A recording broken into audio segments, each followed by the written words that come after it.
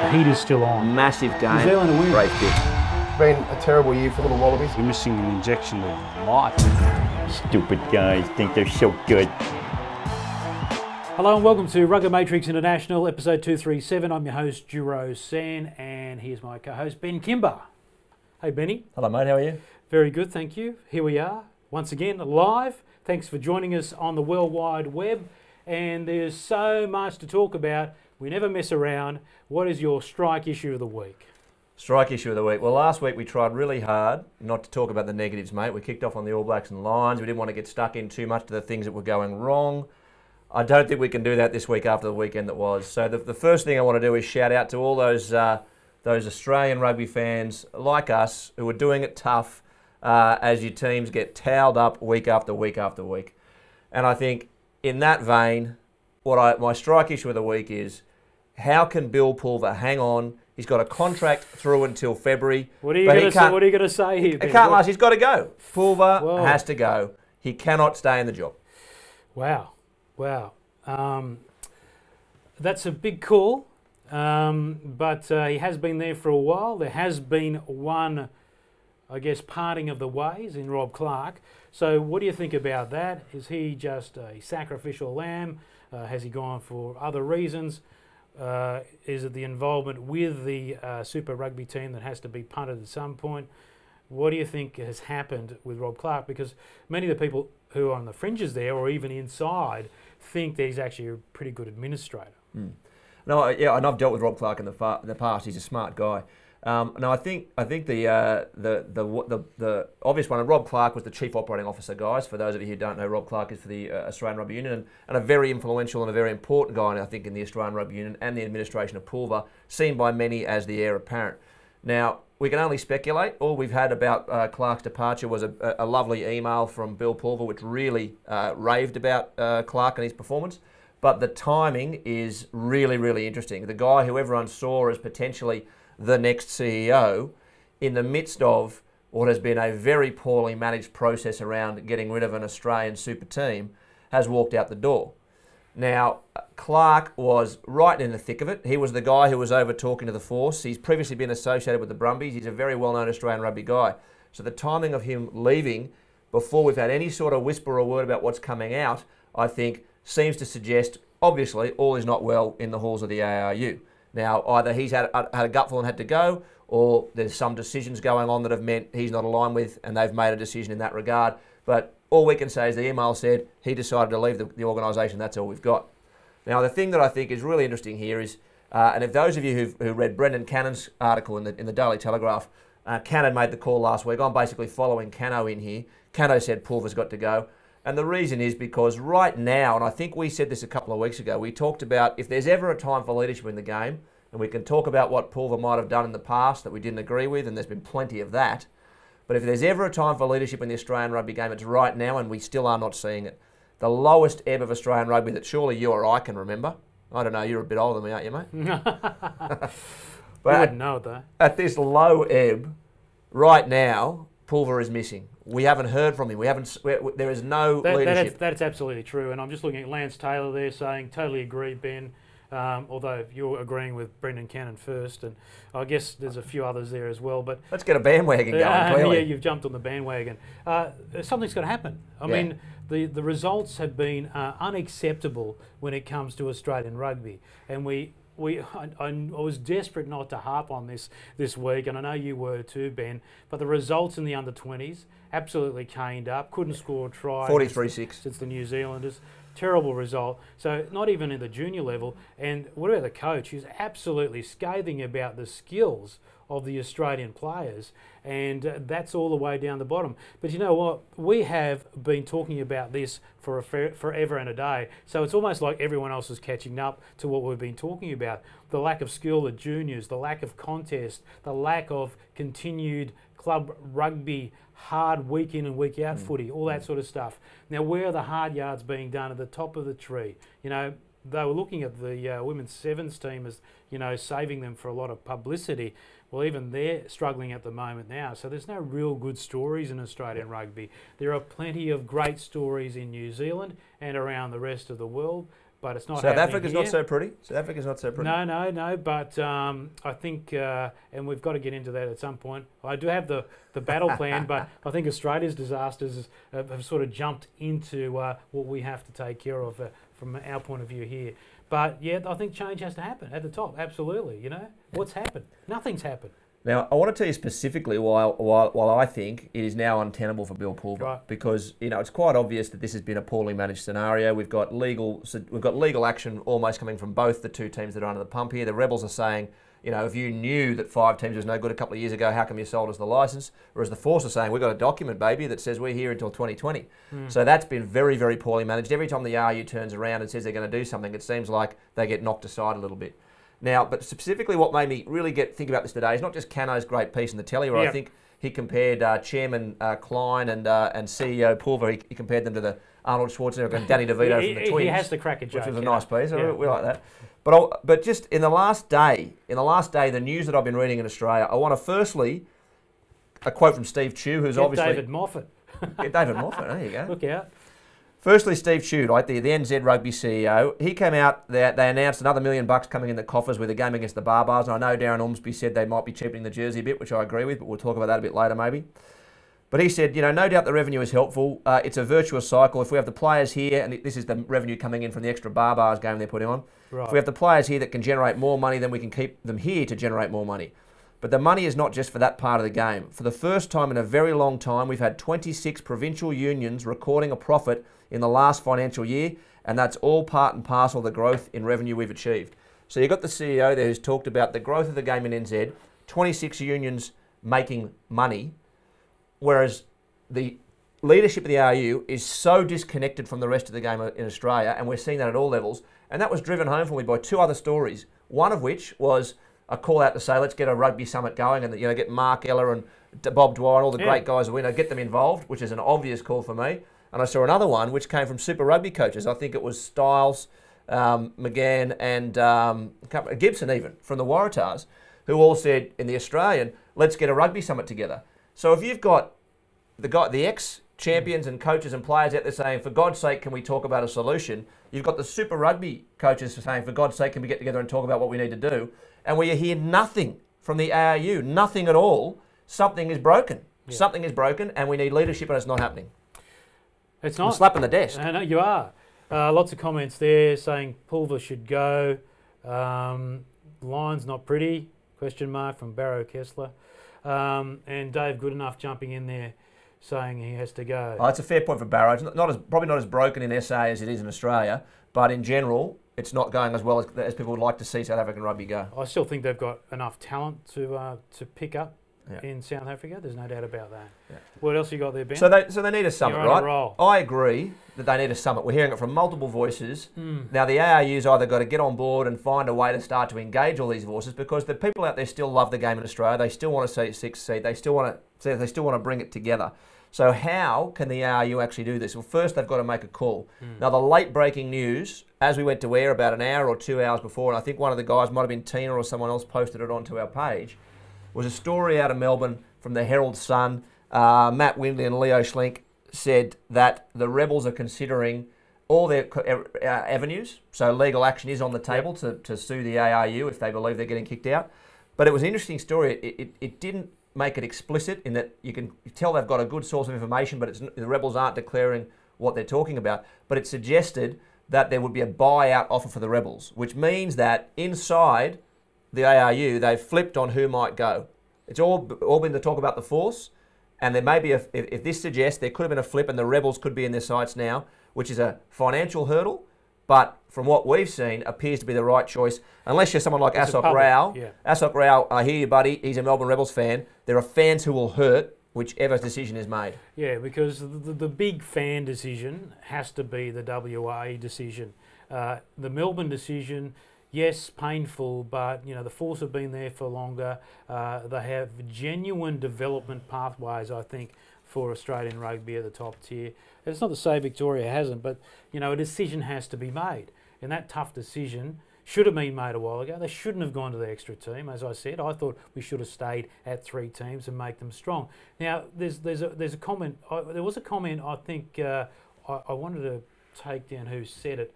but it was prior to the show starting. And one of the comments was along the lines of, is there a clear-cut 10? You know, we've talked about this, that Bernard Foley, who I think is great in certain games, but is clearly our best number 10. But outside of that, there's no one really that stands out. And there's your problem. Not only do we not have enough players who can fill that role, we're spreading them further. So the number 5 guy is so bad, he shouldn't be playing Super Rugby. Yeah. No way. Yeah, and that's it. Like we've talked about a few different things. We've talked about, you know, lack of depth at 10, new coaches, lack of depth in general, and where can you pinpoint what's gone wrong? The short answer is, and I'm going to agree with Daryl Gibson here, the pathways are broken. They're not bringing people through, but clearly when the ARU expanded, they didn't set the expansion up for success in any way, shape or form. So are there people coming through that are going to fill these teams up? Are the teams built in the right way so they're being fed in the right way? It all seems to lead to no, where we've got this year now where Australian rugby across the board, even somewhere like the Waratahs and the Reds, which should still have some sort of strength, you would think, have been decimated by this and they are not in good nick. Yeah, so the Reds did well. They thought they did well the week before, but then the next week they couldn't back it up, Ben. So these performances have been poor. I wanted to take down the stats I was sharing from Jimmy Tucker, and I know Greg Rowden produced them, about how long it's been since an Australian side has beaten a Kiwi side in Super Rugby. Yeah. And it's so long ago, I think I had hair back then, mate. I think it was May last year, and I think it was the Waratahs who smashed the Chiefs 45-26 or something like that, off the top of my head. But I have got some horror numbers here, right? Because we did talk about the week that we had. Yep. And in that week, the Waratahs were down 26-0 at half-time against the Blues, who in the first half, I don't think were brilliant in any way, shape or form. They just controlled the ball, played some reasonable footy and have a couple of standout guys. They weren't a team that looked fantastic. They just were in control and the Waratahs weren't. Force got beaten 37-12. Rebels got smashed 47-10. 46-17, the Chiefs got up over the Reds, and then 40-33 in Sydney. So here are the numbers. 25% winning percentage for Australian rugby franchises in 2017. 11% winning rate against non-Australian opposition. They've won 3 games. I think it's the Sharks and the Kings twice that have been beaten by Australian teams. 0 Australian teams have a positive for and against. These are all out of a Telegraph story, by the way, the Daily Telly in Sydney, Ian Payton and Jamie Pandaram. Losses in a row for Australian teams. This could have been before the weekend. It was 17-0, 22 overall. 28 straight losses for Australian sides in New Zealand. 18 points for the Australian Conference leading Brumbies, which is fewer than all 5 New Zealand teams. The Kings would be second on the Australian ladder. The Kings out of South Africa, who I've seen called zombies because they're a dead team walking because they're going to get shot, they would be second on the Australian ladder, and they have shown some real ticker in the last few weeks to get stuck in and moving. Here's another one that came out of that Telly story. 108 points scored by Sharks player Kerwin Bosch, which is more than the whole Rebels team. Fantastic. And then fan attendance has been terrible. 10,000 for the Waratahs. You haven't stopped, have you? Oh, but that's what I mean. It is unbelievable. It is a continuing and ongoing, we are just getting smashed up as Australian rugby fans.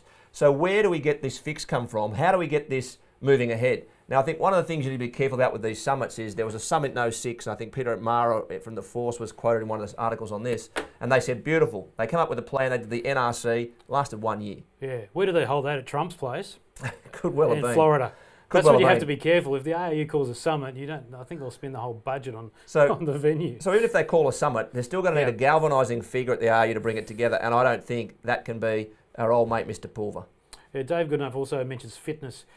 That's a massive point. That's a massive point because we talk about it all the time with our New Zealand friends about how from a junior age, the players are taught how to play under fatigue in the last 15 minutes or so. And you know that's a memory in their bodies that they pull out for the rest of their rugby careers, Ben. Yeah. So, Australia's got to harden up a bit. I think South Africa's in a better place because they're generally tougher to start with. Yeah. Australia's often relied on just being smarter, but as Brett Papworth said when he came on this show a few months back, the world's more generic now with coaching, so everyone's very similar in some degree. It all depends how tough you are in the mindset when you play the game, and we know the New Zealanders, there's no one tougher. In fact, I was looking at Brian Driscoll's yarn today about what he expects from the tour. Obviously, it wasn't so happy for him when he got dumped on his head a few years back on that Lions tour. But he said it's just the toughest place out of all the Lions tours because the midweek games are absolutely diabolical to play in. When you play against the Maori, other teams, they just want to go in there and take your heads off because they are committed and they all know how to play the game. Those midweek games aren't going to be a chance to just roll out and just have some gentle contact. Man, the Lions they're going to know they're in a tour in those games as well. Yeah. And I think Jacob Petero on YouTube, he raised this as one of the comments from last week's show, the length of the Lions tour is an issue. And if you have a good look at it, it does seem like such a big ask. Midweek games or games 4-day turnaround, a squad of 41, you're only going to cover... Which will probably get bigger. Which will probably, yeah, it probably will. It has in the past. But it's going to be tough, that Lions tour. Well, at least Clive Woodward brought about 45 media personnel with him. Yeah. So that was a spin doctor tour. I just hope we don't see too much of that and just play the game as it's supposed to be played. Now, when you start talking about what is wrong with Australian rugby, I think that the sad fact of the matter right now is... Hold on, you're just starting to? Well, what I want to say is we've been talking about it for a while, and the thing is you can prosecute a number of different arguments here, right? Yeah. You can start talking about it's the defence is the issue. You can talk about set piece. It's the lack of 5/8s. It's new coaches. It's expansion. The short answer is right across the board, an overhaul is needed, and a lot of things are not going well. And I think one of the questions that we do get asked is do you think it's New Zealand being really putting a gap on the opposition and moving ahead, or do you think there's endemic problems? And I think it's a bit of both. And the reason I think it's both is because there's got to be some mindset issues because so many of the things that should be within the control of the teams, your scrummaging, your lineouts, and I'm not talking about lineouts that get nicked by a great second row on the other side. I'm talking about your lineouts that just should be thrown correctly. The knock-ons, the handling, and the missed tackles are the things that just add up to teams and players and organisations that aren't in good nick. The Force is one team that's done better than you probably expected this year in a lot of regards. They've had some games where they've played good, consistent footy and held it together because you feel like maybe they had a reasonable structure off the field. But the rest of them, and then the Force the last couple of weeks as the heat's come on a bit, it's been fundamentals that are broken. And when the fundamentals are broken, I don't care how good the Kiwi sides are, you've got to get your own things right that are within your control, and they're not doing that. Yeah. All right. So I think we could go on and on. Is there anything else you want to say about the state of Australian rugby? Just quickly touch on the 20s. You watched a bit of it. I did. And how bad was it? I watched about 20 minutes, and everything that you see that's going wrong in the Super Rugby teams looked like it was happening in the 20s team, which is frightening, right? Not the full strength 20s team. They're going to suck a few guys out of the sevens and out of a couple other places, clearly. But the game itself, I only watched 20 minutes, and I saw a complete lack of structure and a lot of drop ball. Now, there were some reasonable size guys. There was some reasonable pace there. I think Tina Tauho-Wilson, one of our regular viewers, said she watched the whole thing, and I think there was some reasonable scrummaging from them later on. But really, they weren't in the contest. The continuity that the young New Zealand players showed was far too much, and there just wasn't a contest. 43-6 for the Australian team really seems to be another indicator that Australian rugby's in trouble. Well, I mean, I think Cron said it doesn't help when you drop the ball cold, from set pieces. Yeah. And that to me was he was actually having a shot at the team, but he was very polite about it. Yeah. And so that just goes to show, it's right down to the bottom, and which is a real shame. Now, I just want to say quickly, thanks for tuning into our live broadcast. I'm just noticing right now there's 65 watching live, which is pretty cool. To have any sort of number watching us live, and actually is a lot more when you add up over the whole stream. So we really appreciate it, and please, we're watching all these comments. Now, while Ben's ranting, I'm having a look down here as well. Ranting? But ranting in a good way. I'm having a look down here as well. I've actually on this Mac, I've got too many computers.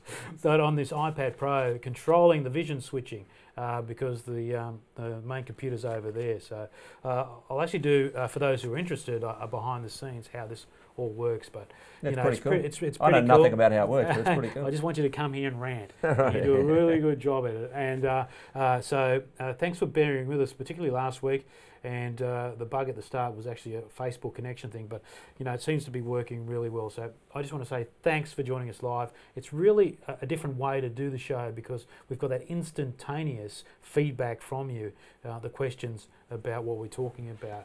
But Ben, let's move on, eh? Okay. Can we move on? Well, there's something I want to say that I want to tie into. Righto.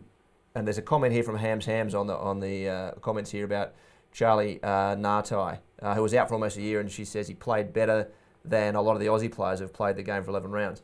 And I think that was kind of true, but I think one of the dangers maybe, and this could be my clutching at straws moment for Australian rugby, one of the dangers for the Kiwis could be false form, all right?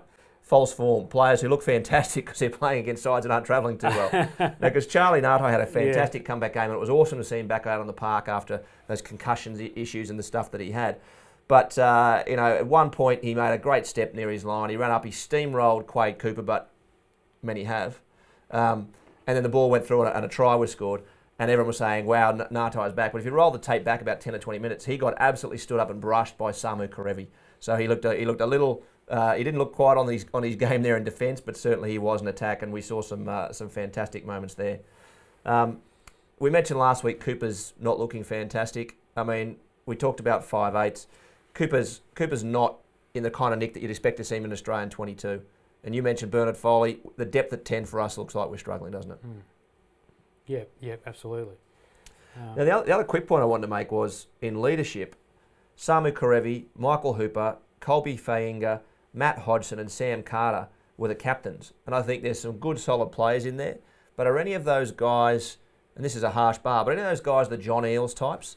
And I know John Eales grew into the captaincy, but the John Eales and the George Gregans who are probably transcended the game in terms of personality. Keep talking, Ben. I'm actually going to walk past the camera because I have to check something.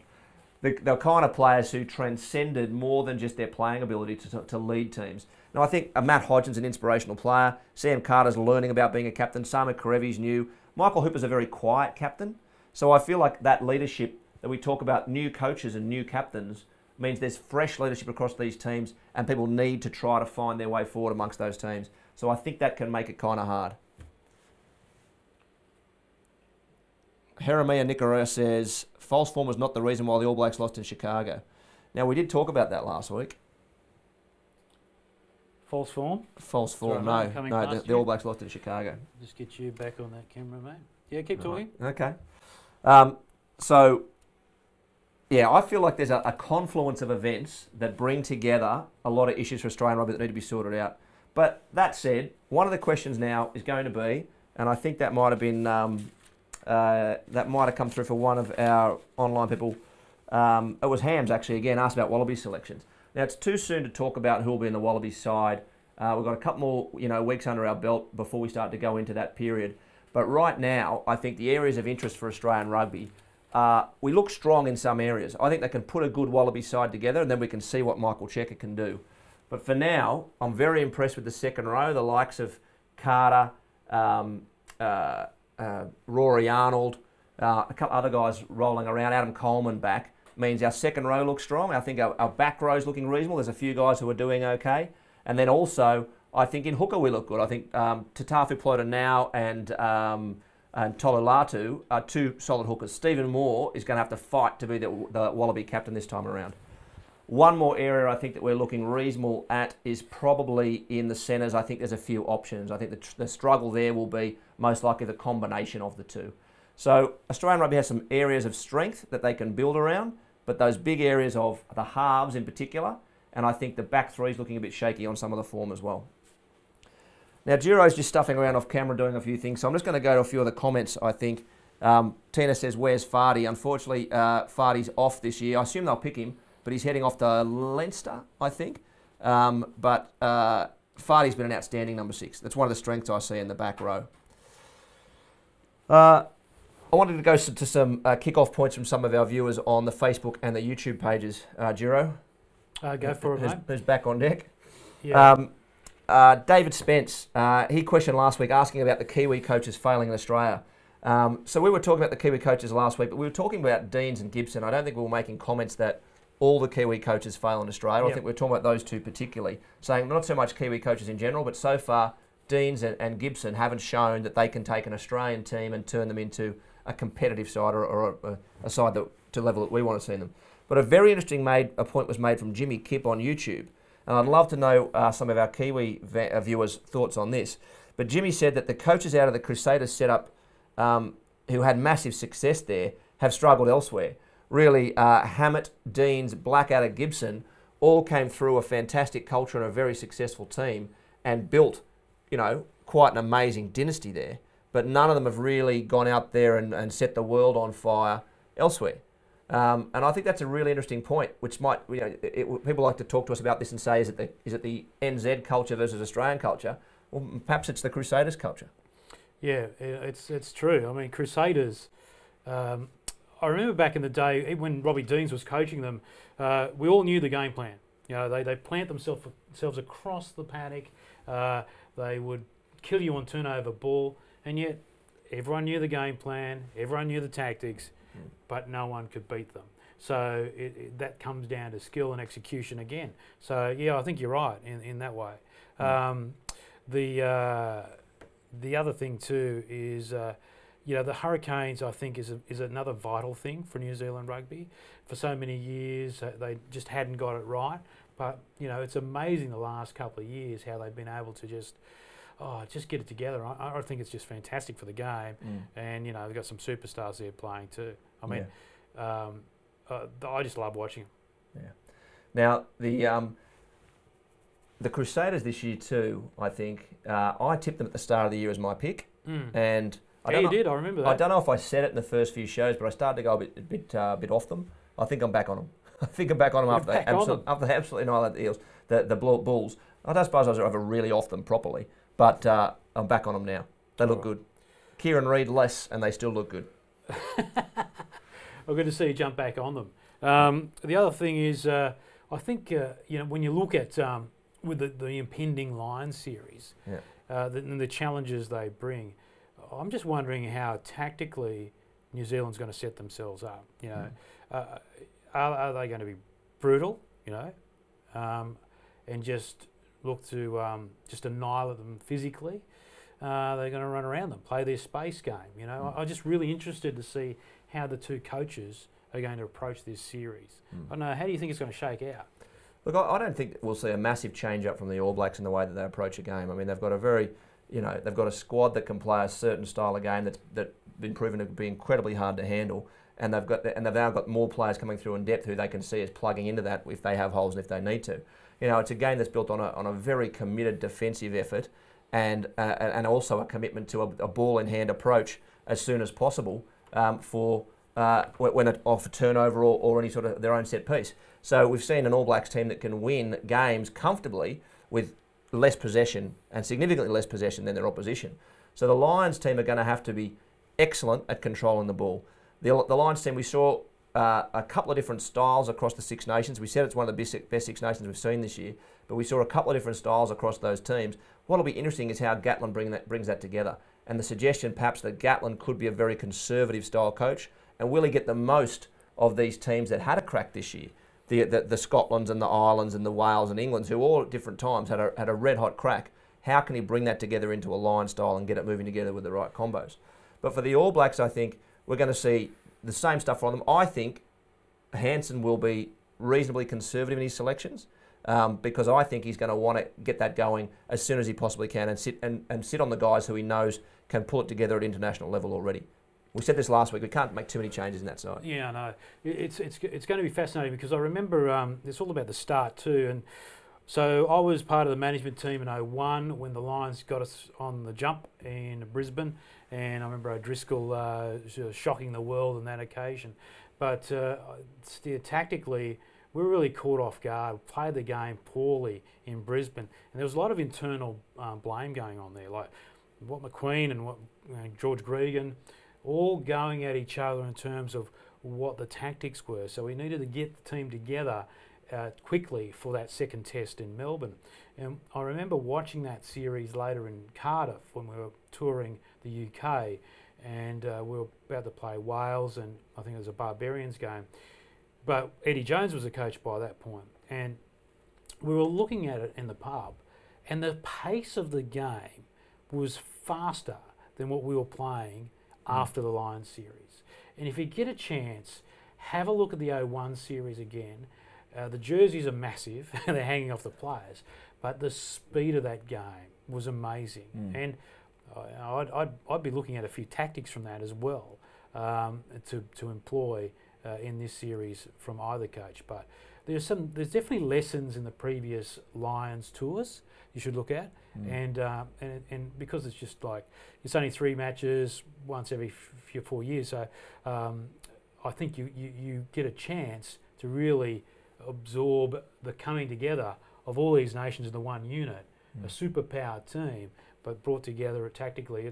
It's a fascinating look, but I encourage you, if you get a chance, to look at the 01 series in particular.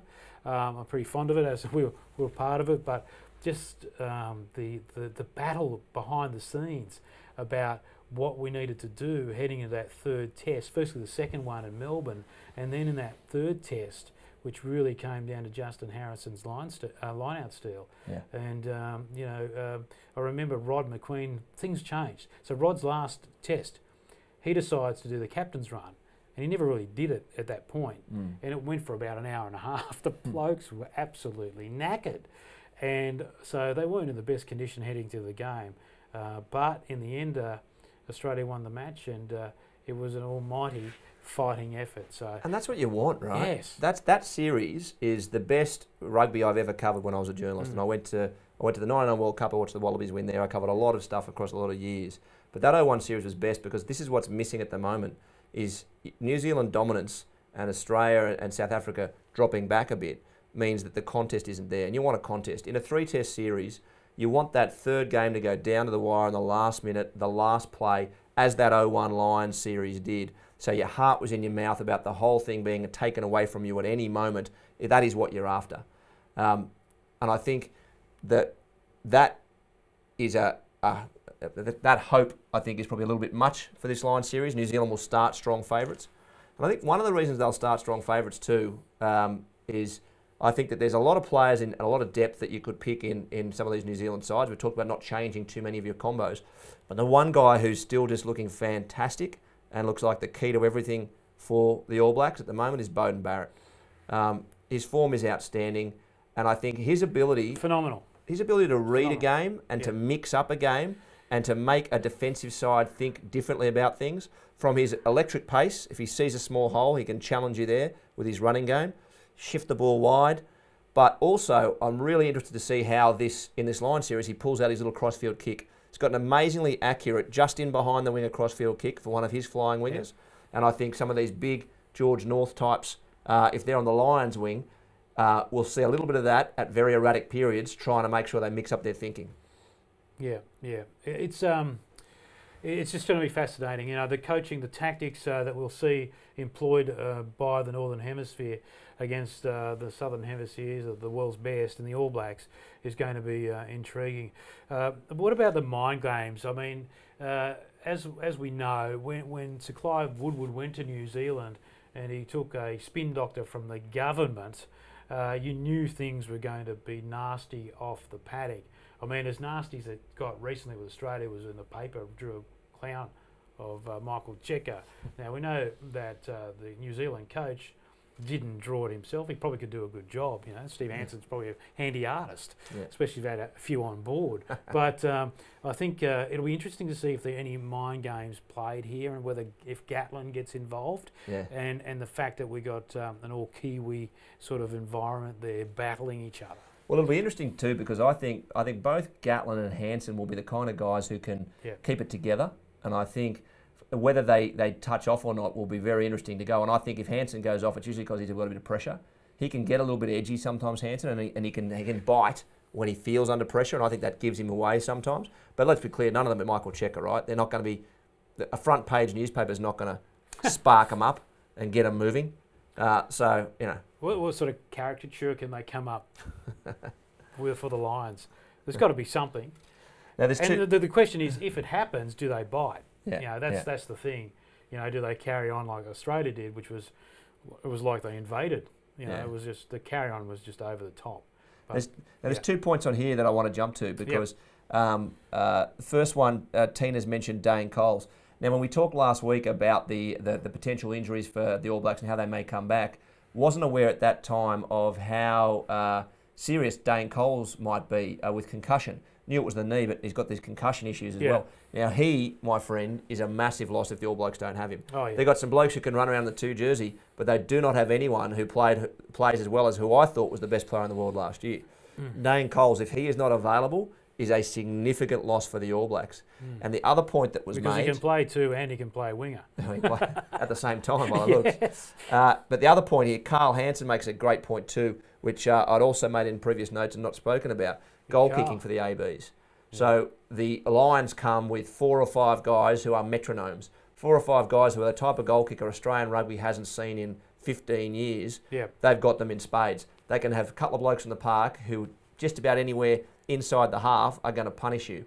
If Barrett's got the kicking duties, he could struggle a little bit, and those points could be absolutely crucial. So very true. The lack of Coles or the goal kicking could both be areas that are of concern going into that series.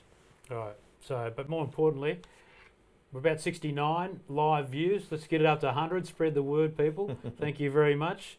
More live, the better. We really appreciate you giving us comments. The comments are just flooding in. 100 comments so far.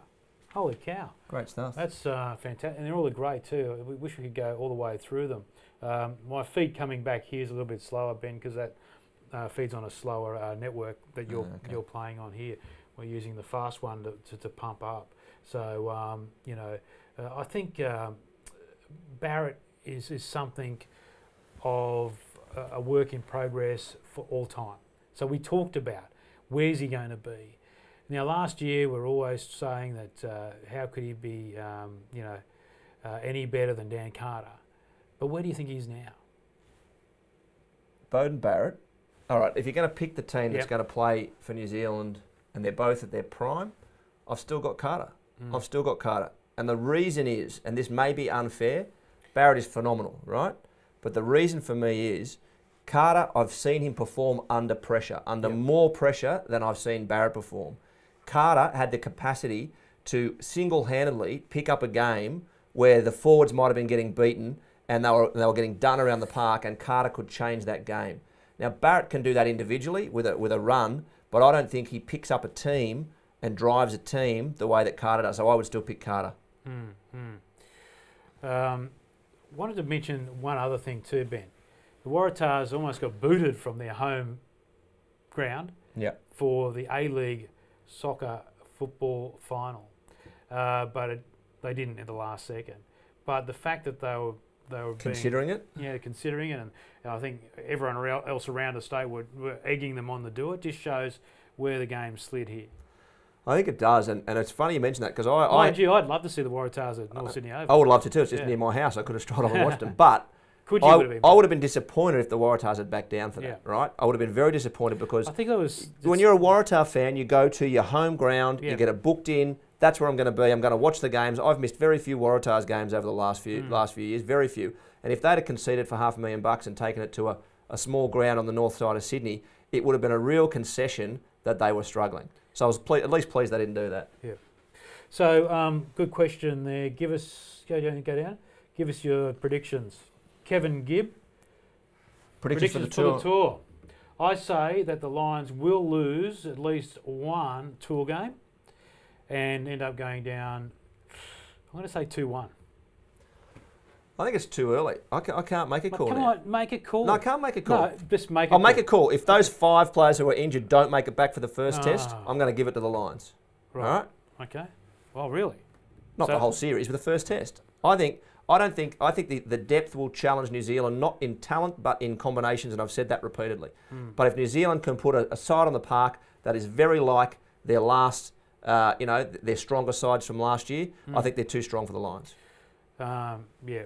Absolutely. So the thing about the Lions is that it's such a huge enterprise. It's worth millions, and it's great. And it's it's great, and it's great colour. So the wonderful thing I think is as something else pops up behind me. That's why 360 video. But I'll pop it over to you for a second here, Benny, while I fix that up. But, you know, I just think there are other reasons for the legacy for New Zealand is huge as well. Yeah, yeah. I think most people agree with me on Carter versus Barrett, by the way, Well, which is nice to know. You haven't been controversial. Well, mate, the way he's playing now, people are raving about him, I think, so it will be really interesting. What I asked you... Start slow. What I, I'll come back to you in a second, mate. Yeah, sure. Let me just rewind this. Keep talking. Sorry, guys, I get a bit distracted by all your comments sometimes, so I'm just having a stroll back through. Plenty of good chat. 3-0, 2-1, few tips. I think it's too early to tip, but the Lions are going to be a handful. I think the All Blacks should win the series, but the Lions are going to be a handful. But I tell you what, they could get bashed up through those midweek games. They could really get bashed up. They will. Because they've got to put blokes on the park in so many different games. It could be a real issue for them. Yeah, 100%. You know, we tipped over to 72. Thank you very much. Yeah, but I mean, to go back to Barrett, I mean, you didn't come up with anything that was, you know, a grand observation. I just said, where were we at with him? I've made a consistent point about it, and I stuck to my consistent point. He's got a long career to come. Yeah. You know, it could be 10 times the player down the track. You don't know. But at the moment, he's going all right. And I tell you what, I just love watching him play. It's unbelievable. Well, if your name's Barrett, you actually go all right. Well, I tell you why we need this Lions series too. You know, with Australian Rugby, we need something to look forward to. Unless we see like an amazing Brumbies turn up in the finals and you know steal the title. Can you imagine the outcry if the Brumbies make it through and win the title? I'd love to know. What people think out points. there. If the Brumbies sneak through and win a couple of games and win the title, would it be the greatest Stephen Bradbury moment of all time, falling over the line? Because you just need a couple of teams to have an off day, and bang, they're through. Yeah. But that table looks worse every week. Australia doesn't deserve to be in that conference system, getting the free leg up. But I tell you what we want. We want to see a Lions All Black series come up, and we want to see a contest. I want to see it go down to the 80th minute of every game. That's what I want to see. I want to see the games on the line because we need good, solid rugby to keep us moving, to keep us interested. One of the things I tried to look up is, I apologise, one of the guys out there asked about the empty seats. And look, you cross to a South African game on the weekend and to a Waratah game over here and even to a New Zealand game, and there are patches and patches of empty seats in the stands. This Super Rugby, this 18-team competition has been dismal for crowds. It has been dismal for ratings, and we need good rugby to keep us interested and to keep us going. All right, before you go on with that, the crowds. Yeah. I mean, when I used to work at the TARS, we used to budget between 34,000 people every game. Yeah. So, you know, I know you're not saying it, but others would say, you know, how can we get crowds if no one else is getting them? We used to get big crowds, and that was when rugby at that time, at the early 2000s, was really humming along because it was exciting to watch and Australian teams were doing well.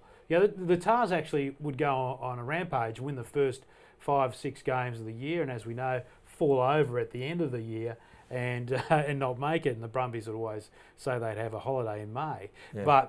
But we have the potential. It's been done before to drag people in. And I keep saying it's the top. It's the skillful players at the top that inspire the youngsters. Sure, you got to push up, but if you're watching great players, think about when your boys go, right? When they go and get inspired by a great player, don't they want to go out and play the footy after that? Absolutely, mate. They do it at half time. Yeah. We got chased off the oval at Coogee Oval the other day because they were out there tackling each other and hurting each other. I think it's because you're a North Sydney supporter or something. That might have been it too. Yeah, for good reason. But I wanted to just, like, we've talked about... But we can do crowds. We can do crowds. Yeah. We just need...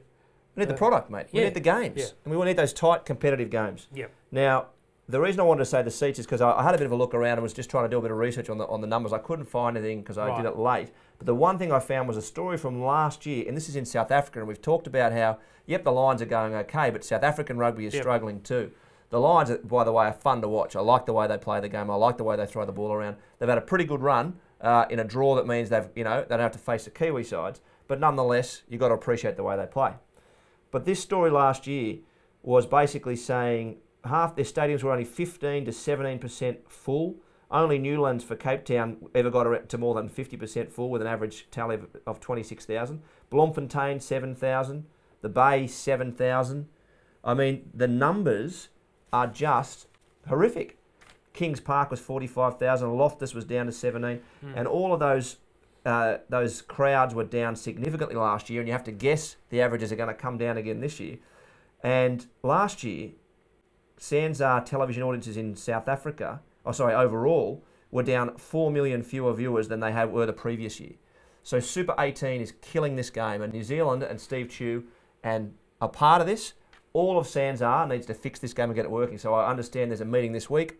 Steve Tew, Bill Pulver and all the guys are heading for a discussion, and we hope to hear some news around where it's going to go. Yeah, because as you said last week, it's important for New Zealand because it's not much good if the teams they're playing against are just a bunch of lemons and not drawing crowds and TV audiences. Justin Bennett makes a good point, and this is the problem with TV though, it pays the bills. The scheduling is dumb, should have more afternoon games. I absolutely agree. One of the great things about club footy is you get there in that beautiful winter sun and watch the footy with a couple of beers and a good chat and a catch up. Well, the big difference is the kids too, mate. Yeah, and the kids go with you. I got a 5-year-old and a 7-year-old, and they love going out to the TARS or a club rugby game, but they don't get to go to the TARS when they're kicking off at 8 o'clock at night, right? Because they're not up until 10:30 at night. Well, every now and again I'll take them, but in general. Yeah, but it has to be a big game. So it has stopped a lot of families from bringing their kids along, and that's what you need to do. And you know what the other point about that I was thinking this week too, when thinking about the scheduling and Super 18 and how much of a problem it has been, games in the middle of the night, you don't know what's going on, your team's only around every now and again. The opportunity that's missed in having an international competition like this is what you'll see in Australia is you look at the NRL and the AFL and the A-League or whoever's on, and they'll look at their scheduling map and they'll look for opportunities, right? This year we had an Anzac Day on a Tuesday, which is a public holiday here in Australia. So the Monday, so that they put games on the Tuesday, and so all of a sudden the everyone in Sydney is on a break for the day, and the footy's on, so they go to the footy. Whereas SANZAAR doesn't have that ability. They can't mix their scheduling up enough, or they don't, to try to take advantage of those gaps in the market. Whereas if there'd been a game on that Tuesday, it would have been massive in Sydney. The rugby fans would have come out. There'd been nothing to compete against it outside of the rugby league. So finding those opportunities has got to be good as well. Yeah. So a lot of comments there too on the comment section of Facebook about the crowds. Obviously, New Zealand not being big, and I think that's also just there's so much rugby there that you can choose when to go to matches. And I know that a lot of my mates in New Zealand would love to see the Crusaders playing day games there rather than playing in the dead winter because Christchurch is pretty chilly. All right, Ben, look, this is getting away from us.